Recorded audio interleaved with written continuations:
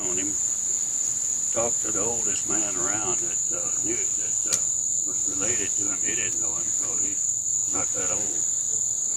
But no one alive today can remember what Russell Davis looked like. He died over 94 years ago while serving in the Army. He was one of 116,518 members of the U.S. military who died during World War I.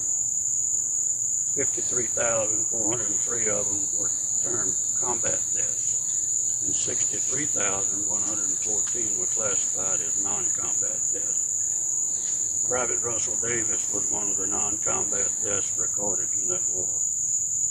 Most of the non-combat deaths were due to disease, and it's believed that by some of the living relatives of Private Davis that he died from pneumonia while training for the infantry in Camp Upton in New York. We don't know exactly what he looked like because no one living here today ever saw him.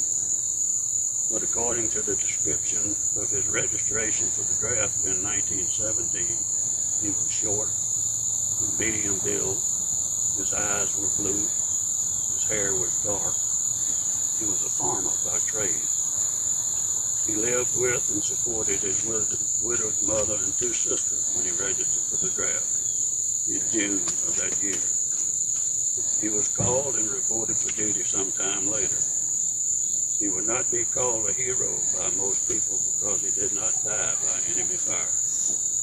He was not engaged actively in the defense of a critical location at the time of his death.